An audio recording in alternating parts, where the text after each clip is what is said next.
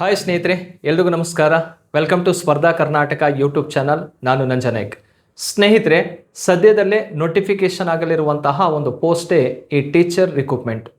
ಭಾಳ ದಿನಗಳಿಂದ ಕಾಯ್ತಾ ಇದ್ದೀರಿ, ಯಾವಾಗ ಈ ಒಂದು ಟೀಚರ್ ರಿಕ್ರೂಟ್ಮೆಂಟ್ ಆಗತ್ತಂಥೇಳಿ. ಅದು ಸದ್ಯದಲ್ಲೇ ಆಗುವಂತಹ ಎಲ್ಲ ಸಾಧ್ಯತೆಗಳಿದ್ದಾವೆ. ಅದರಲ್ಲಿ HSTR, GPSTR ಮತ್ತು PSTR ಮೂರು ಕೂಡ ನೋಟಿಫಿಕೇಶನ್ ಆಗುತ್ತೆ.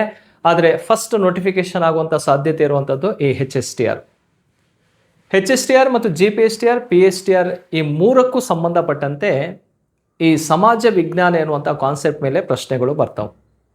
ಅದರಲ್ಲೂ ನೀವು ಸಮಾಜ ವಿಜ್ಞಾನ ಶಿಕ್ಷಕರಾಗಬೇಕಂದ್ರೆ ಇದರಲ್ಲಿ ಜಿಯೋಗ್ರಫಿ ಎನ್ನುವಂಥದ್ದು ತುಂಬ ಇಂಪಾರ್ಟೆಂಟ್ ಆಗಿರುವಂತಹ ಒಂದು ಟಾಪಿಕ್ ಆಗಿರುತ್ತೆ. ಆ ಜಿಯೋಗ್ರಫಿಯಲ್ಲಿ ನೀವು ಹೆಚ್ಚಿನ ಅಂಕಗಳನ್ನು ಪಡ್ಕೊಂಡ್ರೆ ಈಸಿಯಾಗಿ ಸೋಷಿಯಲ್ ಸೈನ್ಸ್ ಟೀಚರ್ ಆಗಿ ನೀವು ಆಯ್ಕೆ ಆಗ್ತೀರಿ. ಹಾಗಾದರೆ ಆ ಒಂದು ಜಿಯೋಗ್ರಫಿ ವಿಷಯ ಎಷ್ಟು ಇಂಪಾರ್ಟೆಂಟ್ ಅನ್ನೋದನ್ನು ನಾವು ನೋಡ್ತಾ ಹೋಗೋದಾದರೆ, ಇವತ್ತು ನಾವು ವರ್ಲ್ಡ್ ಜಿಯೋಗ್ರಫಿ ರಿಲೇಟೆಡ್ ಆದಂತಹ ಕೆಲವೊಂದು ಇಂಪಾರ್ಟೆಂಟ್ ಕ್ವಶನ್ಸ್ಗಳನ್ನು ನಿಮಗೆ ಅನಾಲಿಸಿಸ್ ಮಾಡಿಕೊಡ್ತೀನಿ. ಅದಕ್ಕಿಂತ ಮುಂಚಿತವಾಗಿ ಸ್ನೇಹಿತರೆ, ಸ್ಪರ್ಧಾ ಕರ್ನಾಟಕ ಅಕಾಡೆಮಿ ಯೂಟ್ಯೂಬ್ ಚಾನಲಿಗೆ ಸಬ್ಸ್ಕ್ರೈಬ್ ಆಗಿ. ಪ್ರತಿದಿನವೂ ಕೂಡ ವಿಡಿಯೋಸನ್ನು ಅಪ್ಲೋಡ್ ಮಾಡ್ತೀವಿ, ವಾಚ್ ಮಾಡಿ.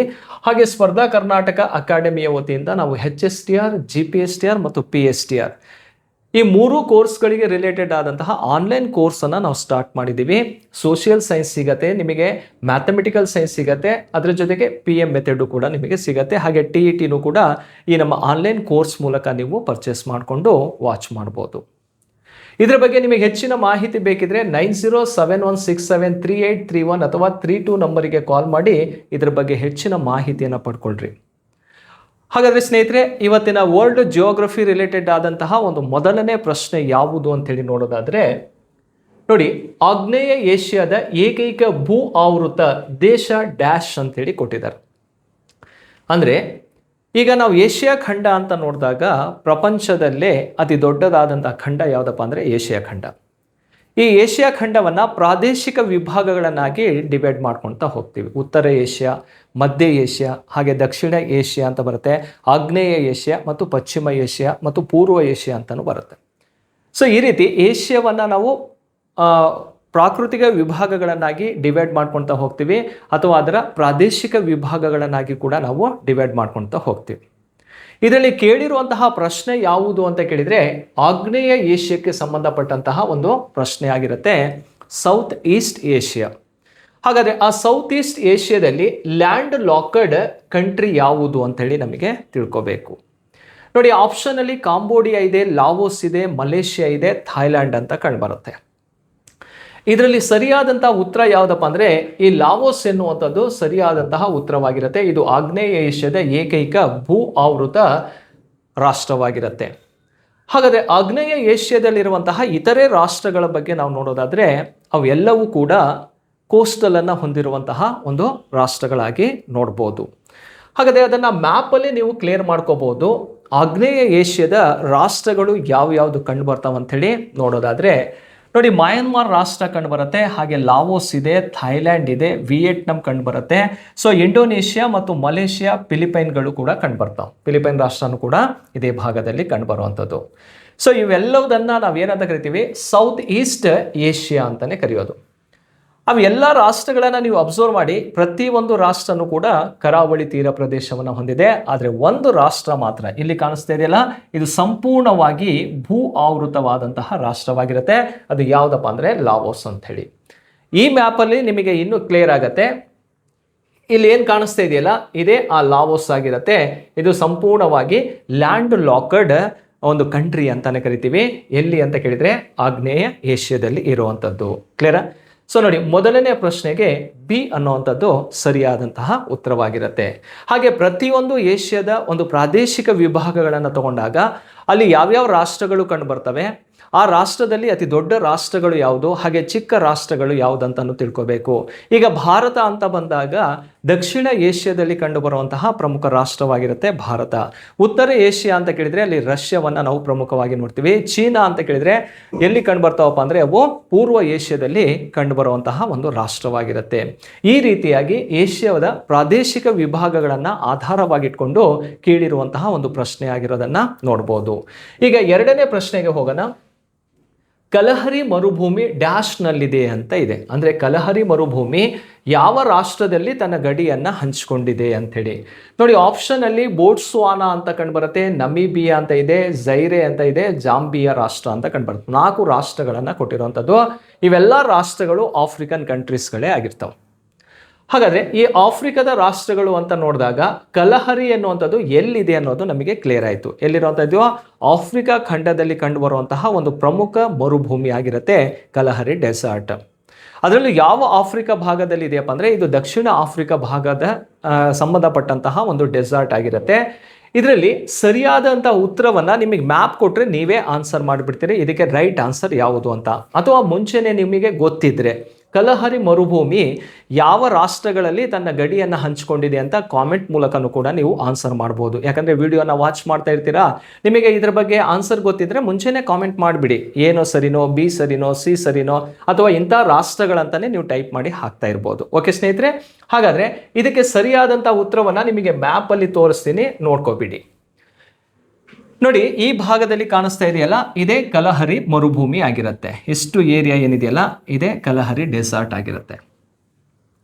ಹಾಗಾದರೆ ಕಲಹರಿ ಮರುಭೂಮಿ ಯಾವ್ಯಾವ ರಾಷ್ಟ್ರದಲ್ಲಿ ಗಡಿಯನ್ನು ಹಂಚಿಕೊಂಡಿದೆ ಅಂದರೆ ಇಲ್ಲಿ ನಮೀಬಿಯಾ ರಾಷ್ಟ್ರ ಕಾಣಿಸ್ತಾ ಇದೆ ನಿಮಗೆ, ಮಧ್ಯದಲ್ಲಿ ಕಾಣಿಸ್ತಾ ಇರೋದು ಬೋಟ್ಸ್ವಾನಾ ರಾಷ್ಟ್ರ ಕಾಣಿಸ್ತಾ ಇದೆ, ಮತ್ತು ಇಲ್ಲಿ ಸ್ವಲ್ಪ ಭಾಗ ಎಲ್ಲಿ ಹಂಚಿಕೊಂಡಿದೆ ಗಡಿ ಅಂತ ಕೇಳಿದರೆ ಸೌತ್ ಆಫ್ರಿಕಾದಲ್ಲೂ ಕೂಡ ಕಂಡುಬರುತ್ತೆ. ಅಂದರೆ ನಮೀಬಿಯಾ, ಬೋಟ್ಸ್ವಾನಾ, ಸೌತ್ ಆಫ್ರಿಕಾದಲ್ಲಿ ತನ್ನ ಗಡಿಯನ್ನು ಹಂಚಿಕೊಂಡಿರುವಂತಹ ಒಂದು ಡೆಸರ್ಟ್ ಯಾವುದು ಅಂತ ಕೇಳಿದರೆ ಅದೇ ಕಲಹರಿ ಮರುಭೂಮಿ ಆಗಿರುತ್ತೆ. ಕೊಟ್ಟಿರುವಂತಹ ರಾಷ್ಟ್ರಗಳ ಪಟ್ಟಿಯನ್ನು ನಾವಿಲ್ಲಿ ನೋಡೋದಾದರೆ ನೋಡಿ, ಬೋಟ್ಸ್ವಾನಾ ಅಂತ ಇದೆ, ಇದು ಸರಿಯಾಗಿರುವಂಥದ್ದು. ನಮೀಬಿಯಾ ಇದೆ, ಇದು ಸರಿಯಾಗಿರುತ್ತೆ. ಝೈರೆ ಮತ್ತು ಜಾಂಬಿಯಾದಲ್ಲಿ ಇಲ್ಲ. ಹಾಗಾಗಿ 1 ಮತ್ತು 2 ಸರಿಯಾಗಿರುತ್ತೆ. 1 ಮತ್ತು 2 ಅನ್ನೋದು ಯಾವ ಒಂದು ಆಪ್ಷನಲ್ಲಿ ಇದೆಯಪ್ಪ ಅಂದರೆ ಸಿ ಯಲ್ಲಿ ಕಂಡುಬರುತ್ತೆ. ಆದರೆ ಇಲ್ಲಿ ಸೌತ್ ಆಫ್ರಿಕಾ ಒಂದನ್ನು ಕೊಟ್ಟಿಲ್ಲ, ಅದನ್ನು ನೀವು ಈಗ ತಿಳ್ಕೊಂಡಂಗೆ ಆಯಿತು. ಕ್ಲಿಯರಾ? ಹಾಗಾದರೆ ಕಲಹರಿ ಡೆಸರ್ಟ್ ಅಂತ ಹೇಳಿ ಏನಾದರೂ ಕೊಟ್ಟರೆ ಮುಂದೆ ಎಕ್ಸಾಮ್ಸಲ್ಲಿ ಎಷ್ಟು ರಾಷ್ಟ್ರಗಳಲ್ಲಿ ಹರಡ್ಕೊಂಡಿದೆ ಅಂತ ಕೇಳಿದರೆ 3 ರಾಷ್ಟ್ರಗಳನ್ನು ಆನ್ಸರ್ ಮಾಡಬೇಕು. ಓಕೆ, ನಮೀಬಿಯಾ, ಬೋಟ್ಸ್ವಾನಾ ಮತ್ತು ಸೌತ್ ಆಫ್ರಿಕಾ ಅಂತೇಳಿ ಆನ್ಸರ್ ಮಾಡಬೇಕಾಗತ್ತೆ. ಇದು ಆಫ್ರಿಕಾ ಖಂಡದ ದಕ್ಷಿಣ ಭಾಗದಲ್ಲಿ ಕಂಡುಬರುವಂತಹ ಒಂದು ಡೆಸರ್ಟ್ ಆಗಿರುತ್ತೆ. ನೋಡಿ, ಈ ಡೆಸರ್ಟ್ನ ಒಂದು ಇಂಪಾರ್ಟೆಂಟ್ ಏನು ಅಂತ ಹೇಳಿ ನೋಡೋದಾದರೆ ಇದು ಅರೆ ಶುಷ್ಕ ಮರುಭೂಮಿ ಆಗಿರುತ್ತೆ. ಸೆಮಿ ಏಡ್ ಡೆಸರ್ಟ್ ಅಂತಾನೆ ಕರಿತೀವಿ. ಅಷ್ಟೇ ಅಲ್ಲದೆ ಇಲ್ಲಿ ಮಳೆ ಕಡಿಮೆ ಮಳೆ ಬೀಳುವಂತಹ ಒಂದು ಪ್ರದೇಶವಾಗಿರೋದನ್ನು ನೋಡ್ತೀವಿ. ಇಲ್ಲಿ ಪ್ರಮುಖವಾದಂತಹ ಪ್ರಾಣಿಗಳು ಈ ಭಾಗದಲ್ಲಿ ಸಿಂಹ ಕಂಡುಬರ್ತವೆ ಮತ್ತು ಜಿರಾಫೆಗಳು ಈ ಒಂದು ಡೆಸರ್ಟ್ ಅಲ್ಲಿ ಕಂಡುಬರುವಂತಹ ಪ್ರಮುಖ ಪ್ರಾಣಿಗಳಾಗಿರ್ತವೆ. ಇಲ್ಲೊಂದು ಜನಾಂಗ ವಾಸವಾಗಿದ್ದಾರೆ. ಯಾವುದು? ಕಲಹರಿ ಡೆಸರ್ಟ್ ಅಲ್ಲಿ ಒಂದು ಜನಾಂಗ ಕಂಡುಬರ್ತವೆ, ಟ್ರೈಬ್ಸ್ಗಳು ಕಂಡುಬರ್ತವೆ. ಆ ಟ್ರೈಬ್ಸ್ ಯಾರಪ್ಪ ಅಂದರೆ ಬುಷ್ಮನ್ ಟ್ರೈಬ್ಸ್ ಅಂತೇನೆ, ಅದನ್ನು ಸಾನ್ ಅಂತಾನೂ ಕೂಡ ಕರೀತಾರೆ. ಯಾವ ಒಂದು ಜನಾಂಗವನ್ನು ಸಾನ್ ಅಂತ ಕರೀತಾರೆ ಅಂತ ಕೇಳಿದರೆ ಬುಷ್ಮನ್ ಜನಾಂಗವನ್ನು ಕರೆಯುವಂಥದ್ದೇ ಸಾನ್ ಅಂತೇಳಿ ಕರೆಯೋದು. ಇದು ಕಲಹರಿ ಮರುಭೂಮಿಯ ಬಗ್ಗೆ ಎಷ್ಟು ಮಾಹಿತಿಯನ್ನು ನೀವು ತಿಳ್ಕೊಬೇಕಾಗತ್ತೆ. 2ನೇ ಪ್ರಶ್ನೆಗೆ ಸರಿಯಾದಂಥ ಉತ್ತರ ಯಾವುದು? ಸಿ ಅನ್ನೋದು ರೈಟ್ ಆನ್ಸರ್ ಆಗಿರುತ್ತೆ. ಓಕೆ, ನೆಕ್ಸ್ಟ್ 3ನೇ ಪ್ರಶ್ನೆ ಹೋಗೋಣ. ಸವನ್ನಾ ಹುಲ್ಲುಗಾವಲು ಡ್ಯಾಶ್ನಲ್ಲಿ ಹೆಚ್ಚು ವ್ಯಾಪಕವಾಗಿ ಹರಡಿಕೊಂಡಿದೆ. ನೋಡಿ, ಯಾವ ರಾಷ್ಟ್ರದಲ್ಲಿ ಸವನ್ನಾ ಹುಲ್ಲುಗಾವಲು ಅನ್ನೋಂಥದ್ದು ಅತಿ ವಿಸ್ತಾರವಾಗಿ ಹರಡಿಕೊಂಡಿದೆ ಅಂತ ಕೇಳಿದರೆ ಅದು ಆಫ್ರಿಕಾ ಖಂಡದಲ್ಲಿ ಅತಿ ವಿಸ್ತಾರವಾಗಿ ಹರಡಿಕೊಂಡಿರುವಂಥ ಒಂದು ಹುಲ್ಲುಗಾವಲನ್ನು ಸವನ್ನಾ ಅಂತಾನೆ ಕರಿತೀವಿ. ಈಗ ಪ್ರಪಂಚದ ಹುಲ್ಲುಗಾವಲು ಅಂತ ತಗೊಂಡಾಗ 2 ರೀತಿಯಲ್ಲಿ ಗ್ರಾಸ್ಲ್ಯಾಂಡನ್ನು ನಾವು ನೋಡ್ತೀವಿ. 2 ರೀತಿ ಹುಲ್ಲುಗಾವಲುಗಳು ಕಂಡುಬರ್ತಾವೆ. ಒಂದು ಉಷ್ಣವಲಯದ ಹುಲ್ಲುಗಾವಲು ಅಂಥೇಳಿ, ಟ್ರಾಪಿಕಲ್ ಗ್ರಾಸ್ಲ್ಯಾಂಡ್ ಅಂಥೇಳಿ. ಇನ್ನೊಂದು ಸಮಶೀತೋಷ್ಣ ವಲಯದ ಹುಲ್ಲುಗಾವಲು, ಟೆಂಪರೇಟ್ ಗ್ರಾಸ್ಲ್ಯಾಂಡ್ ಅಂತ ಬರ್ತಾವೆ. ಈ ಉಷ್ಣವಲಯದ ಹುಲ್ಲುಗಾವಲು ಮತ್ತು ಸಮಶೀತೋಷ್ಣದ ವಲಯದ ಹುಲ್ಲುಗಾವಲು ಅಂತ ಏನು 2 ಭಾಗಗಳನ್ನಾಗಿ ವಿಭಾಗ ಮಾಡ್ತೀವಲ್ಲ, ಅದರಲ್ಲಿ ಸವನ್ನಾ ಎನ್ನುವಂಥದ್ದು ಉಷ್ಣವಲಯದ ಹುಲ್ಲುಗಾವಲು ಅಥವಾ ಸಮಶೀತೋಷ್ಣ ವಲಯದ ಹುಲ್ಲುಗಾವಲು ಅಂತ ಗೊತ್ತಿರಬೇಕು. ಇದು ಟ್ರಾಪಿಕಲ್ ಗ್ರಾಸ್ ಆಗಿರುತ್ತೆ. ಅಂದರೆ ಉಷ್ಣವಲಯದ ಹುಲ್ಲುಗಾವಲನ್ನು ಪ್ರಪಂಚದಲ್ಲಿ ಯಾವ ಹೆಸರಿಂದ ಕರಿತೀವಿ ಅಂದರೆ ಸವನ್ನಾ ಅಂತಾನೆ ಕರೆಯುವಂಥದ್ದು. ಹಾಗಾದರೆ ಆ ಸವನ್ನಾ ಗ್ರಾಸ್ ಅನ್ನುವಂಥದ್ದು ಎಲ್ಲಿ ಅತಿ ವಿಸ್ತಾರವಾಗಿ ಹರಡ್ಕೊಂಡಿದೆ ಅಂದರೆ ಆಫ್ರಿಕಾ ಖಂಡದಲ್ಲಿ ಹರಡ್ಕೊಂಡಿರೋದನ್ನು ನೋಡ್ಬೋದು. ಸೊ ಅದರ ಬಗ್ಗೆ ನಾವು ಮ್ಯಾಪಲ್ಲೂ ಕೂಡ ಕ್ಲಿಯರ್ ಮಾಡ್ಕೊಳ್ಳೋಣ. ಫಸ್ಟ್ ಸವನ್ನಾ ಹುಲ್ಲುಗಾವಲಿನ ಬೇಸಿಕ್ ಕಾನ್ಸೆಪ್ಟನ್ನು ತಿಳ್ಕೊಳ್ಳಿ. ನೋಡಿ, ಇದು ಯಾವ ಕೆಟಗರಿಗೆ ಸೇರಿದೆಪ್ಪ ಅಂದರೆ ಇದು ಉಷ್ಣವಲಯದ ಹುಲ್ಲುಗಾವಲು ಆಗಿರುತ್ತೆ. ಟ್ರಾಪಿಕಲ್ ಗ್ರಾಸ್ಲ್ಯಾಂಡ್ ಅಂತಾನೆ ಕರಿತೀವಿ ಇದು. ಇಲ್ಲಿ ಎತ್ತರವಾದಂತಹ ಹುಲ್ಲುಗಳು ಕಂಡುಬರ್ತವೆ. ತುಂಬ ಎತ್ತರವಾಗಿರುವಂತಹ ಹುಲ್ಲನ್ನು ನಾವಿಲ್ಲಿ ಈ ಭಾಗದಲ್ಲಿ ನೋಡ್ಬೋದು. ಮತ್ತು ಇಲ್ಲಿ ಮರಗಿಡಗಳ ಸಂಖ್ಯೆ ತುಂಬಾನೇ ಕಡಿಮೆ ಇರುತ್ತೆ. ವಿರಳವಾಗಿ ಮರಗಳನ್ನು ನಾವಿಲ್ಲಿ ನೋಡ್ಬೋದು. ಇಲ್ಲಿ ಪ್ರಮುಖ ಮರಗಳು ಈ ಒಂದು ಗ್ರಾಸ್ ಲ್ಯಾಂಡ್ ಅಲ್ಲಿ ಯಾವ್ದು ಕಂಡು ಬರ್ತಾವಪ್ಪ ಅಂದ್ರೆ ಅಕೇಶಿಯಾ ಮರ ಕಂಡು ಬರುತ್ತೆ. ನೆಕ್ಸ್ಟ್ ಬಾವೋಬಾಬ್ ಅನ್ನುವಂತಹ ಒಂದು ಮರ ಕಂಡು ಬರುತ್ತೆ. ಯಾವುದು? ಬಾವೋಬಾಬ್ ಎನ್ನುವಂತಹ ಮರ. ಇಲ್ಲಿ ಕಾಣಿಸ್ತಾ ಇದೆಯಲ್ಲ, ಇದೇ ಮರ ಬಾವೋಬಾಬ್ ಅನ್ನುವಂತಹ ಮರ. ಇದರಲ್ಲಿ ಸಾವಿರಾರು ಲೀಟರ್ಗಳಷ್ಟು ನೀರನ್ನ ಹಿಡಿದಿಟ್ಟುಕೊಳ್ಳುವಂತಹ ಸಾಮರ್ಥ್ಯವನ್ನು ಹೊಂದಿರುವಂತಹ ಒಂದು ಮರ ಯಾವುದಪ್ಪ ಅಂದ್ರೆ ಈ ಬಾವೋಬಾಬ್ ಮರ. ಇದು ಎಲ್ಲಿ ಕಂಡು ಬರುತ್ತಪ್ಪ ಅಂದ್ರೆ ಸವನ್ನ ಗ್ರಾಸ್ ಲ್ಯಾಂಡ್ ಅಲ್ಲಿ ಕಂಡು ಬರುವಂತಹ ಒಂದು ಪ್ರಮುಖ ಮರವಾಗಿರುತ್ತೆ. ಇದು ಬರವನ್ನ ನೀಗಿಸುವಂತಹ ಸಾಮರ್ಥ್ಯವನ್ನ ಹೊಂದಿರುವಂತಹ ಒಂದು ಮರ ಅಂತಾನೂ ಕೂಡ ಕರಿತೀವಿ. ಇಲ್ಲಿ ಎತ್ತರವಾದಂತಹ ಹುಲ್ಲುಗಾವಲು ಕಂಡು ಬರೋದ್ರಿಂದ ಇಲ್ಲಿ ಪ್ರಮುಖವಾಗಿ ಯಾವ ಪ್ರಾಣಿ ಕಂಡು ಬರುತ್ತಪ್ಪ ಅಂದ್ರೆ ಆನೆ, ಜಿರಾಫೆ, ಹುಲಿ, ಸಿಂಹ ಇಂತಹ ಪ್ರಾಣಿಗಳನ್ನ ಹೆಚ್ಚಾಗಿ ನಾವು ನೋಡ್ಬೋದು. ಯಾಕಂದ್ರೆ ಎತ್ತರವಾದಂತಹ ಹುಲ್ಲುಗಾವಲಿನ ಪ್ರದೇಶವಾಗಿರುತ್ತೆ. ಸೊ ಈ ಹುಲ್ಲು ಹೇಗಿರುತ್ತಪ್ಪ ಅಂದ್ರೆ ಡ್ರೈ ಆಗಿರುತ್ತೆ, ಒಣಗಿರುವಂಥದ್ದನ್ನ ನಾವು ನೋಡ್ಬೋದು. ಹಾಗೆ ತುಂಬಾ ಎತ್ತರವಾಗಿರುವಂತಹ ಹುಲ್ಲನ್ನ ಸವನ್ನ ಹುಲ್ಲುಗಾವಲು ಅಂತ ಕರಿತೀವಿ. ಹಾಗಾದ್ರೆ ಈ ಮ್ಯಾಪ್ ಅಲ್ಲಿ ಕ್ಲಿಯರ್ ಮಾಡ್ಕೊಳ್ಳಿ, ಸವನ್ನ ಹುಲ್ಲುಗಾವಲು ಅನ್ನೋಂಥದ್ದು ಎಲ್ಲೆಲ್ಲಿ ಕಂಡು ಬರುತ್ತೆ ಅನ್ನೋದು. ನೋಡಿ, ಆಫ್ರಿಕಾದ ಈ ಭಾಗ ಇಲ್ಲಿ ಗ್ರೀನ್ ಕಲರ್ ಅಲ್ಲಿ ಕಾಣಿಸ್ತಾ ಇದೆಯಲ್ಲ, ಇಷ್ಟು ಏರಿಯಾ ಏನಿದೆಯಲ್ಲ ಇದನ್ನೇ ಸವನ್ನ ಹುಲ್ಲುಗಾವಲು ಅಂತ ಕರಿತೀವಿ. ನೋಡಿ, ಪ್ರಪಂಚದಲ್ಲಿ ವಿಸ್ತಾರವಾಗಿ ಯಾವ ಖಂಡದಲ್ಲಿ ಹರಡ್ಕೊಂಡಿದೆ ಅಂದ್ರೆ ಅದು ಆಫ್ರಿಕಾ ಖಂಡದಲ್ಲಿ ಕಂಡು ಬರೋದನ್ನ ನಾವು ನೋಡ್ತೀವಿ. ಅದೇ ರೀತಿ ಆಫ್ರಿಕಾದಲ್ಲಿ ಸವನ್ನ ಅಂತ ಕರಿತೀವಿ ಉಷ್ಣವಲಯದ ಹುಲ್ಲುಗಾವಲನ್ನ. ಅದೇ ದಕ್ಷಿಣ ಅಮೇರಿಕಕ್ಕೆ ಬಂದಾಗ ನೋಡಿ, ಸೌತ್ ಅಮೇರಿಕಾದಲ್ಲಿ ಲಾನೋಸ್ ಅಂತ ಕರಿತೀವಿ. ಲಾನೋಸ್ ಅಂತೇಳಿ ಗಯಾನ ಭಾಗದಲ್ಲಿ ಮತ್ತು ವೆನೆಜುವೆಲಾ ರಾಷ್ಟ್ರದ ಭಾಗದಲ್ಲಿ ಲಾನೋಸ್ ಅಂತ ಕರೀತಾರೆ ಉಷ್ಣವಲಯದ ಹುಲ್ಲುಗಾವಲನ್ನ. ಅದರ ಜೊತೆಗೆ ಬ್ರೆಜಿಲ್ ಭಾಗದಲ್ಲಿ ನೋಡಿ, ಇದು ಬ್ರೆಜಿಲ್ ಭಾಗ, ಇಲ್ಲಿ ಕಾಂಪಸ್ ಅಂತಾನೂ ಕೂಡ ಕರಿತೀವಿ. ಕಾಂಪಸ್ ಅಂದ್ರೂ ಕೂಡ ಉಷ್ಣವಲಯದ ಹುಲ್ಲುಗಾವಲಿಗೆ ಕರೆಯುವಂತಹ ಹೆಸರಾಗಿರುತ್ತೆ. ನೆಕ್ಸ್ಟ್ ಈ ಭಾಗಕ್ಕೆ ಬನ್ನಿ, ಇದು ಆಸ್ಟ್ರೇಲಿಯಾದ ಭಾಗದಲ್ಲಿ ಸವನ್ನಾ ಅಂತಾನೆ ಕರೀತಾರೆ. ಕ್ಲಿಯರಾ? ಹಾಗಾದ್ರೆ ಸವನ್ನ ಅಂತ ಆಸ್ಟ್ರೇಲಿಯಾ ಭಾಗದಲ್ಲಿ ಕರಿತೀವಿ, ಆಫ್ರಿಕಾದಲ್ಲಿ ಸವನ್ನ ಅಂತ ಕರಿತೀವಿ. ಸೊ ಗಯಾನಾ ಮತ್ತು ವೆನೆಜುವೆಲಾ ರಾಷ್ಟ್ರದ ಭಾಗದಲ್ಲಿ ಲಾನೋಸ್ ಅಂತ ಕರೆದ್ರೆ, ಬ್ರೆಜಿಲ್ ನಲ್ಲಿ ಕಾಂಪೋಸ್ ಅಂತ ಕರಿತೀವಿ. ಯಾವ ಗ್ರಾಸಿಗೆ ಕರೆಯುವಂತಹ ಹೆಸರು ಅಂತ ಕೇಳಿದ್ರೆ ಇದು ಉಷ್ಣವಲಯದ ಹುಲ್ಲುಗಾವಲಿಗೆ ಕರೆಯುವಂತಹ ಒಂದು ಟೈಟಲ್ ಆಗಿರುತ್ತೆ. ಸೊ ಈ ಮ್ಯಾಪ್ ಅಲ್ಲಿ ನೀವು ಇಷ್ಟನ್ನ ಕ್ಲಿಯರ್ ಮಾಡ್ಕೋಬಹುದು. ಅದೇ ರೀತಿ ಸಮಶೀತೋಷ್ಣ ವಲಯದ ಹುಲ್ಲುಗಾವಲು, ಟೆಂಪರೇಟ್ ಗ್ರಾಸ್ ಅಂತ ಬರ್ತಾವಲ್ಲ, ಅದನ್ನು ಕೂಡ ಇಲ್ಲೇ ನೋಡ್ಕೊಳ್ಳಿ. ನೋಡಿ, ಅಮೇರಿಕ ಭಾಗದಲ್ಲಿ, ಅದರಲ್ಲೂ ಉತ್ತರ ಅಮೇರಿಕಾ ಖಂಡದಲ್ಲಿರುವಂಥ ಅಮೇರಿಕ ಭಾಗದಲ್ಲಿ ಪೈರಿಸ್ ಅಂತ ಕರೀತಾರೆ. ಯಾವುದನ್ನ? ಸಮಶೀತೋಷ್ಣ ವಲಯದ ಹುಲ್ಲುಗಾವಲನ್ನ. ನೆಕ್ಸ್ಟ್ ನೋಡಿ, ಈ ಭಾಗವನ್ನ ಅಬ್ಸರ್ವ್ ಮಾಡಿ, ಯುರೋಪ್ ಮತ್ತು ಏಷ್ಯಾ ಭಾಗದಲ್ಲಿ ಕಂಡು ಬರ್ತವೆ. ಸ್ಟೆಫಿಸ್ ಅಂತ ಕರೀತಾರೆ ಅಥವಾ ಸ್ಟೆಫಿ ಗ್ರಾಸ್ ಅಂತಾನೆ ಕರಿತೀವಿ. ನೆಕ್ಸ್ಟ್ ಪಾಂಪಸ್ ಅಂತ ಕರೀತಾರೆ. ಯಾವ ಭಾಗದಲ್ಲಿ? ಅರ್ಜೆಂಟೈನಾ ಭಾಗದಲ್ಲಿ ಪಾಂಪಸ್ ಅಂತಾನೆ ಕರೆಯುವಂಥದ್ದು ಸಮಶೀತೋಷ್ಣ ವಲಯದ ಹುಲ್ಲುಗಾವಲನ್ನ. ನೆಕ್ಸ್ಟ್ ಆಫ್ರಿಕಾ ಅಥವಾ ದಕ್ಷಿಣ ಆಫ್ರಿಕಾ ಭಾಗದಲ್ಲಿ ವೆಲ್ಡ್ ಅಂತ ಕರೀತಾರೆ. ಸಮಶೀತೋಷ್ಣ ವಲಯದ ಹುಲ್ಲುಗಾವಲಿಗೆ ದಕ್ಷಿಣ ಆಫ್ರಿಕಾದಲ್ಲಿ ವೆಲ್ಡ್ ಅಂತ ಕರೆದ್ರೆ, ಆಸ್ಟ್ರೇಲಿಯಾದಲ್ಲಿ ಡೌನ್ಸ್ ಅಂತ ಕರೀತಾರೆ. ಓಕೆ, ಡೌನ್ಸ್ ಅಂತ. ನೋಡಿ, ಇವೆರಡು ಮ್ಯಾಪ್ ಅನ್ನ ನೋಡಿದ್ರೆ ನಿಮಗೆ ಉಷ್ಣವಲಯದ ಹುಲ್ಲುಗಾವಲು ಮತ್ತು ಸಮಶೀತೋಷ್ಣ ವಲಯದ ಹುಲ್ಲುಗಾವಲಿಗೆ ಎಲ್ಲೆಲ್ಲಿ ಯಾವ್ಯಾವ ಹೆಸರಿನಿಂದ ಕರಿತೀವಿ ಅನ್ನುವಂತಹ ಒಂದು ಕಾನ್ಸೆಪ್ಟ್ ನಿಮಗೆ ಕ್ಲಿಯರ್ ಆಗುತ್ತೆ. ಒಂದು ಪ್ರಶ್ನೆ ಅಂತ ತಗೊಂಡಾಗ ಎಷ್ಟು ಮಾಹಿತಿಯನ್ನ ನಾವಿಲ್ಲಿ ತಿಳ್ಕೋಬೇಕು. ಕ್ಲಿಯರ್? ಹಾಗಾದ್ರೆ ಮೂರನೇ ಪ್ರಶ್ನೆಗೆ ಸರಿಯಾದಂತಹ ಉತ್ತರ ಯಾವುದು? ಆಫ್ರಿಕಾ ಅನ್ನುವಂಥದ್ದು ರೈಟ್ ಆನ್ಸರ್ ಆಗಿರುತ್ತೆ. ನೆಕ್ಸ್ಟ್ ಹೋಗೋಣ. ದಕ್ಷಿಣ ಅಮೇರಿಕಾದಲ್ಲಿರುವ ಅಗಲವಾದ ಮರಗಳಿಲ್ಲದ ಹುಲ್ಲಿನ ಬಯಲನ್ನ ಡ್ಯಾಶ್ ಎಂದು ಕರೆಯುತ್ತಾರೆ. ಕ್ಲಿಯರ್ ಮಾಡ್ಕೋಬೇಕು. ಎಲ್ಲಿ ಅಂತ ಕೇಳಿದರೆ ದಕ್ಷಿಣ ಅಮೇರಿಕ ಖಂಡದಲ್ಲಿರುವಂತಹ ಅಗಲವಾದಂತಹ ಮರಗಳನ್ನ ಹೊಂದಿಲ್ಲ, ಹುಲ್ಲಿನಿಂದ ಕೂಡಿರುವಂತಹ ಬಯಲನ್ನ ಏನಂತ ಕರೀತಾರೆ ಅಂತ ನೋಡಿ. ಸೆಲ್ವಾಸ್ ಅಂತ ಕರೀತಾರ. ಸೆಲ್ವಾಸ್ ಅಂದ್ರೆ ಏನಂತ ತಗೊಳ್ರಿ, ಇದು ಅಮೆಜಾನ್ ನದಿ ಭಾಗದಲ್ಲಿ ಕಂಡು ಬರುವಂತಹ ಒಂದು ದಟ್ಟವಾದಂತಹ ಉಷ್ಣವಲಯದ ಅರಣ್ಯ ಪ್ರದೇಶವನ್ನ ಸೆಲ್ವಾಸ್ ಅಂತ ಕರಿತೀವಿ. ಹಾಗಾದ್ರೆ ಎಲ್ಲಿ ಕಂಡು ಬರುತ್ತೆ? ಇದು ದಕ್ಷಿಣ ಅಮೇರಿಕಾ ಖಂಡದಲ್ಲೇ ಕಂಡು ಬರುವಂಥದ್ದು. ಆದರೆ ಕಂಡು ಬರೋದು ಅಮೆಜಾನ್ ನದಿಯ ಭಾಗದಲ್ಲಿ ಕಂಡು ಬರುವಂತಹ ಉಷ್ಣವಲಯದ ಒಂದು ಕಾಡನ್ನ ಸೆಲ್ವಾಸ್ ಅಂತ ಹೇಳಿ ಕರೀತಾರೆ. ನೆಕ್ಸ್ಟ್ ಪಾಂಪಸ್ ಅಂತ ಕರೀತಾರೆ. ಈಗ ದಕ್ಷಿಣ ಅಮೇರಿಕಾದಲ್ಲಿ ಕಂಡು ಬರುವಂತಹ ಒಂದು ಅಗಲವಾದ ಮರಗಳಿಲ್ಲದ ಹುಲ್ಲಿನ ಬಯಲನ್ನ ಏನಂತ ಕರೀತಾರಪ್ಪ ಅಂದ್ರೆ ಪಾಂಪಸ್ ಅಂತ ಹೇಳಿ ಕರೀತಾರೆ. ಪಾಂಪಸ್ ಅಂತ ಹೇಳಿ. ಪಾಂಪಸ್ ಅನ್ನೋದು ಉಷ್ಣವಲಯದ ಹುಲ್ಲುಗಾವಲು. ಸಮಶೀತೋಷ್ಣ ವಲಯದ ಹುಲ್ಲುಗಾವಲು ಅಂದ್ರೆ ಇದು ಸಮಶೀತೋಷ್ಣ ವಲಯದ ಹುಲ್ಲುಗಾವಲಾಗಿರುತ್ತೆ, ಪಾಂಪಸ್ ಅಂತಾನೆ.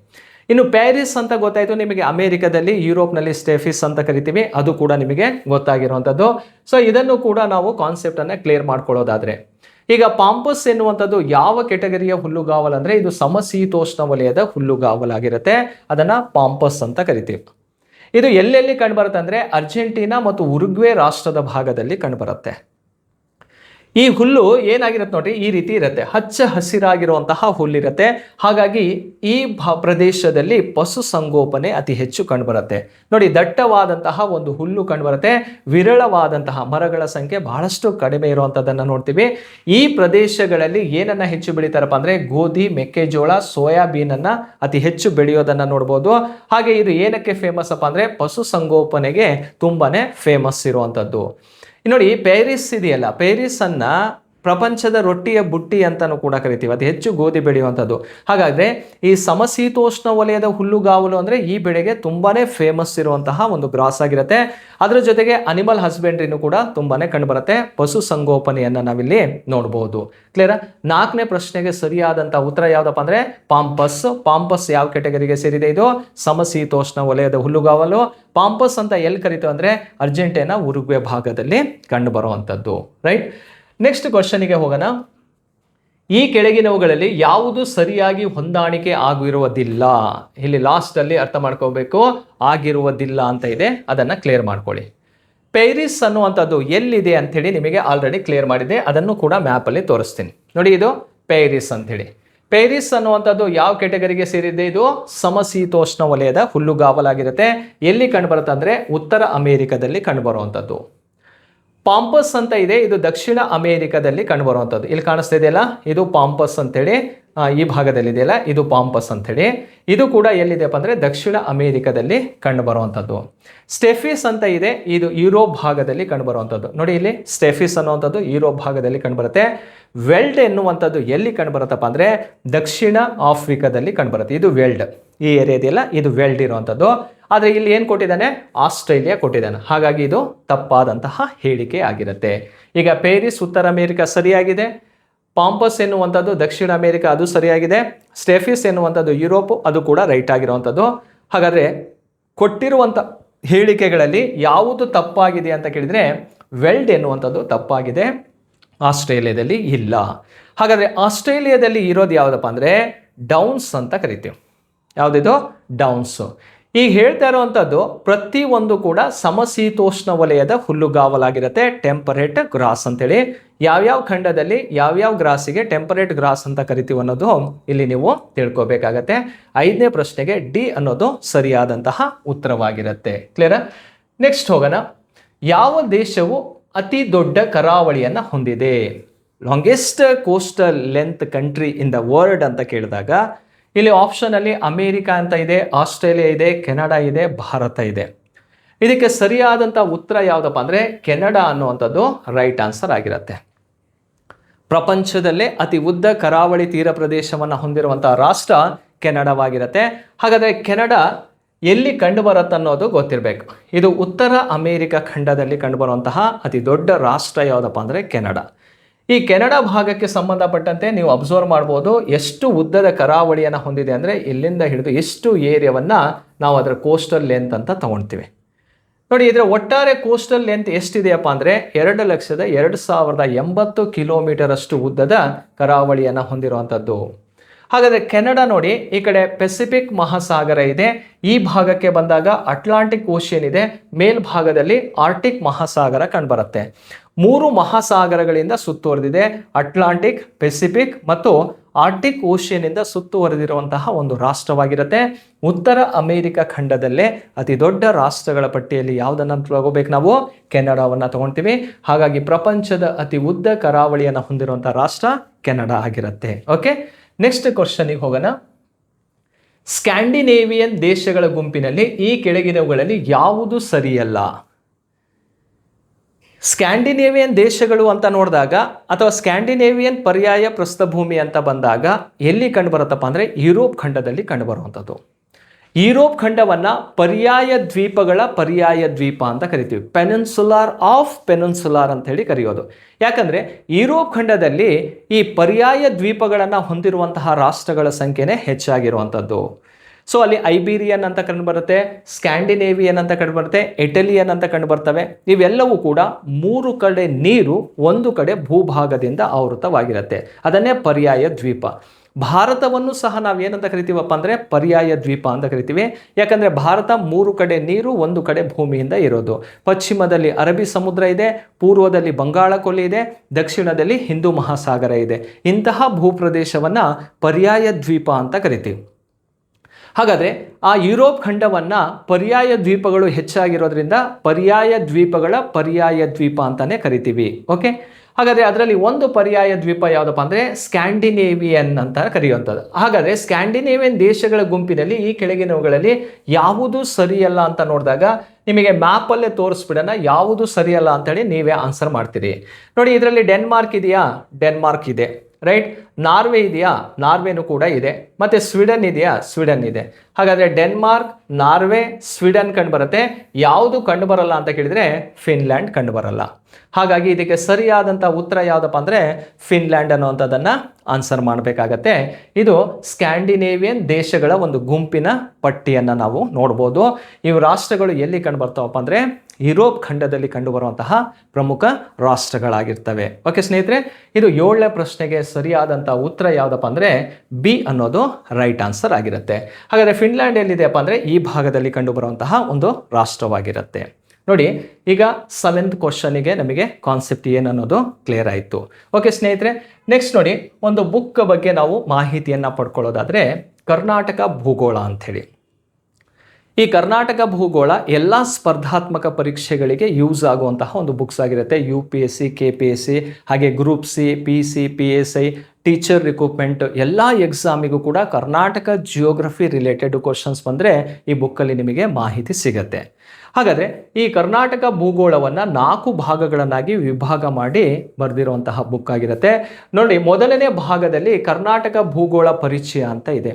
ಹಾಗಾದರೆ ಕರ್ನಾಟಕದ ಪರಿಚಯ ಮತ್ತು ಕರ್ನಾಟಕ ಪ್ರಾಕೃತಿಕ ಲಕ್ಷಣಗಳು, ವಾಯುಗುಣ, ಮಣ್ಣು, ಸ್ವಾಭಾವಿಕ ಸಸ್ಯವರ್ಗ, ನದಿ ವ್ಯವಸ್ಥೆ, ಜನಸಂಖ್ಯೆ, ಬುಡಕಟ್ಟು ಜನಾಂಗಗಳು, ಸಾರಿಗೆ, ಇವೆಲ್ಲ ಕಾನ್ಸೆಪ್ಟನ್ನು ಒಳಗೊಂಡಂತೆ ಒಟ್ಟು 20 ಅಧ್ಯಾಯಗಳು ನಿಮಗೆ ಸಿಗ್ತವೆ. ಅದು ಏನಪ್ಪ ಅಂದರೆ ತುಂಬ ಇಂಪಾರ್ಟೆಂಟ್ ಆಗಿರುವಂತಹ ಕಾನ್ಸೆಪ್ಟನ್ನು ಇಟ್ಕೊಂಡು ಓವರಾಲ್ ಕರ್ನಾಟಕಕ್ಕೆ ಸಂಬಂಧಪಟ್ಟಂತೆ ಕವರ್ ಮಾಡಿರೋದನ್ನು ನೋಡ್ಬೋದು. ಅದರ ಜೊತೆಗೆ ಕರ್ನಾಟಕದಲ್ಲಿರುವಂತಹ ಏನು 31 ಜಿಲ್ಲೆಗಳಿದಾವಲ್ಲ, ಆ 31 ಜಿಲ್ಲೆಗಳ ಬಗ್ಗೆ ಬೇಸಿಕ್ ಮಾಹಿತಿ ಈ ಬುಕ್ಕಲ್ಲೇ ಸಿಗುತ್ತೆ. ಹಾಗೆ ಕರ್ನಾಟಕದ ಐತಿಹಾಸಿಕ ಸ್ಥಳಗಳು, ಹಿಸ್ಟಾರಿಕಲ್ ಪ್ಲೇಸ್ಗಳಿದಾವಲ್ಲ, ಆ ಹಿಸ್ಟಾರಿಕಲ್ ಪ್ಲೇಸ್ ಬಗ್ಗೆನೂ ಕೂಡ ನಿಮಗೆ ಮಾಹಿತಿ ಸಿಗುತ್ತೆ. ಅದರ ಜೊತೆಗೆ ಇದುವರೆಗೂ ಸ್ಪರ್ಧಾತ್ಮಕ ಪರೀಕ್ಷೆಗಳಲ್ಲಿ ಕಾಂಪಿಟೇಟಿವ್ ಎಕ್ಸಾಮ್ಸಲ್ಲಿ ಕರ್ನಾಟಕ ಜಿಯೋಗ್ರಫಿಯ ಬಗ್ಗೆ ಕೇಳಿರುವಂತಹ UPSC ಇಂದ ಹಿಡಿದು ಅಪ್ ಟು PC ಎಕ್ಸಾಮ್ವರೆಗೂ ಎಲ್ಲ ಕಾಂಪಿಟೇಟಿವ್ ಎಕ್ಸಾಮಲ್ಲಿ ಕೇಳಿರುವಂತಹ ಪ್ರಶ್ನೆಗಳು, ಅದಕ್ಕೆ ಸಂಬಂಧಪಟ್ಟಂತಹ ಕೀ ಉತ್ತರನೂ ಕೂಡ ಇದೇ ಬುಕ್ಕಲ್ಲಿ ನಿಮಗೆ ಸಿಗುತ್ತೆ. ಇಷ್ಟು ಮಾಹಿತಿಯನ್ನು ಒಳಗೊಂಡಂತಹ ಒಂದು ಬುಕ್ಕೆ ಇದು ಕರ್ನಾಟಕ ಭೂಗೋಳ ಅಂಥೇಳಿ. ಸೊ ಇದನ್ನು ಬರೆದಿರೋದು ನಾನೇ ಬರೆದಿರುವಂತಹ ಬುಕ್ ಆಗಿರುತ್ತೆ. ಸೊ ಇದನ್ನು ನೀವು ಪರ್ಚೇಸ್ ಮಾಡ್ಕೊಳ್ಳೋದಾದರೆ ಈ ನಂಬರಿಗೆ ಕಾಲ್ ಮಾಡಿ, 9008515660ಗೆ ಕಾಲ್ ಮಾಡಿ ಇದ್ರ ಬಗ್ಗೆ ಹೆಚ್ಚಿನ ಮಾಹಿತಿಯನ್ನು ಪಡ್ಕೋಬಹುದು. ಈ ಬುಕ್ಸನ್ನು ಪರ್ಚೇಸ್ ಮಾಡಿ ಬರ್ತಾ ಇರುವಂತಹ ಎಲ್ಲ ಕಾಂಪಿಟೇಟಿವ್ ಎಕ್ಸಾಮಿಗೂ ಕೂಡ 100% ನಿಮಗೆ ಯೂಸ್ ಆಗತ್ತೆ ಅಂತೇಳಿ ಹೇಳಬಲ್ಲೆ. ಓಕೆ ಸ್ನೇಹಿತರೆ, ಹಾಗಾದರೆ ಮುಂದಿನ ಪ್ರಶ್ನೆಗೆ ಹೋಗೋಣ. ಈ ಕೆಳಗಿನ ಯಾವ ದೇಶವು ಭೌಗೋಳಿಕವಾಗಿ ಅಮೆರಿಕದಲ್ಲಿದೆ ಆದರೆ ರಾಜಕೀಯವಾಗಿ ಯುರೋಪಿನ ಭಾಗವಾಗಿದೆ? ಜಿಯೋಗ್ರಫಿಕಲಿ ಪಾರ್ಟ್ ಆಫ್ ಏನಂತ ಕೇಳಿದರೆ ಅಮೇರಿಕ. ಅಂದರೆ ಭೌಗೋಳಿಕವಾಗಿ ಯಾವುದರ ಭಾಗವಾಗಿದೆ? ಇದು ಅಮೇರಿಕದ ಭಾಗವಾಗಿದೆ. ಆದರೆ ಪೊಲಿಟಿಕಲಿ ಇದು ಯುರೋಪಿಗೆ ಸೇರಿರುವಂತಹ ಭಾಗವಾಗಿರೋದನ್ನು ನೋಡ್ತೀವಿ. ಅಂಥ ರಾಷ್ಟ್ರ ಯಾವುದು ಅಂತ ಕೇಳಿದಾಗ ನೋಡಿ, ಇಲ್ಲಿ ಐಸ್ಲ್ಯಾಂಡ್ ಅಂತ ಇದೆ, ಕ್ಯಾನರಿ ಐಸ್ಲ್ಯಾಂಡ್ ಅಂತ ಇದೆ, ಗ್ರೀನ್ಲ್ಯಾಂಡ್ ಇದೆ, ಕ್ಯೂಬಾ ಇದೆ. ಇದಕ್ಕೆ ಸರಿಯಾದಂತಹ ಉತ್ತರ ಯಾವುದಪ್ಪ ಅಂದರೆ ಗ್ರೀನ್ಲ್ಯಾಂಡ್ ಇದೆಯಲ್ಲ, ಇದು ಜಿಯೋಗ್ರಫಿಕಲಿ ಯಾವುದಕ್ಕೆ ಸೇರಿರೋದಪ್ಪ ಅಂದರೆ ಅಮೇರಿಕಕ್ಕೆ ಸೇರಿರೋದು. ಆದರೆ ರಾಜಕೀಯವಾಗಿ ನೋಡಿದಾಗ ಯುರೋಪಿಗೆ ಸೇರಿರುವಂತಹ ಒಂದು ರಾಷ್ಟ್ರವಾಗಿರುತ್ತೆ. ಅದು ಯಾವುದು ಅಂತ ಕೇಳಿದರೆ ಅದು ಗ್ರೀನ್ಲ್ಯಾಂಡ್ ಆಗಿರುತ್ತೆ. ಹಾಗಾದರೆ ಅದನ್ನು ಮ್ಯಾಪಲ್ಲೇ ನೀವು ಕ್ಲಿಯರ್ ಮಾಡ್ಕೋಬೋದು. ಎಲ್ಲಿದೆ ಅಂತ ಕೇಳಿದರೆ ಇದೆ ಗ್ರೀನ್ಲ್ಯಾಂಡ್. ನೋಡಿ, ಭೌಗೋಳಿಕವಾಗಿ ಇದು ಉತ್ತರ ಅಮೆರಿಕ ಖಂಡಕ್ಕೆ ಸೇರಿರುವಂತಹ ಭಾಗವಾಗಿರುತ್ತೆ. ಆದರೆ ಇದನ್ನು ಅಡ್ಮಿನಿಸ್ಟ್ರೇಷನ್ ಮಾಡ್ತಾ ಇರೋದು ಯಾರಪ್ಪ ಅಂದರೆ ಡೆನ್ಮಾರ್ಕ್ ರಾಷ್ಟ್ರದವರು ಆಡಳಿತವನ್ನು ನಡೆಸ್ತಾ ಇರೋದನ್ನು ನೋಡ್ಬೋದು. ರಾಜಕೀಯವಾಗಿ ಯುರೋಪ್ ಅಂದರೆ ಡೆನ್ಮಾರ್ಕಿಗೆ ಸೇರಿರುವಂಥದ್ದು, ಭೌಗೋಳಿಕವಾಗಿ ಉತ್ತರ ಅಮೆರಿಕ ಖಂಡದ ಭಾಗವಾಗಿರುತ್ತೆ. ಅಷ್ಟೇ ಅಲ್ಲದೆ ಗ್ರೀನ್ಲ್ಯಾಂಡ್ ಎನ್ನುವಂಥದ್ದು ಪ್ರಪಂಚದ ಅತಿ ದೊಡ್ಡ ದ್ವೀಪಗಳ ಪಟ್ಟಿಯಲ್ಲಿ ಗ್ರೀನ್ಲ್ಯಾಂಡ್ ಅನ್ನುವಂಥದ್ದು ಮುಂಚೂಣಿಯಲ್ಲಿ ಇರುವಂಥದ್ದು. ಅಥವಾ ಪ್ರಪಂಚದ ಅತಿ ದೊಡ್ಡ ದ್ವೀಪ ಯಾವುದಪ್ಪ ಅಂದರೆ ಗ್ರೀನ್ಲ್ಯಾಂಡ್ ಅಂತ ಆನ್ಸರ್ ಮಾಡಬೇಕು. ಬೇಕಾಗತ್ತೆ. ನೋಡಿ 8ನೇ ಪ್ರಶ್ನೆಗೆ ಸರಿಯಾದಂತಹ ಉತ್ತರ ಯಾವುದಪ್ಪ ಅಂದರೆ ಸಿ ಅನ್ನೋದು ರೈಟ್ ಆನ್ಸರ್ ಆಗಿರುತ್ತೆ. ನೆಕ್ಸ್ಟು 9ನೇ ಪ್ರಶ್ನೆ ಹೋಗೋಣ. 38ನೇ ಸಮಾನಾಂತರ ಗಡಿ ರೇಖೆಗಳು ಅಂದರೆ 38 ಪ್ಯಾರಲಲ್ ಲೈನ್ಸ್ ಅಂಥೇಳಿ.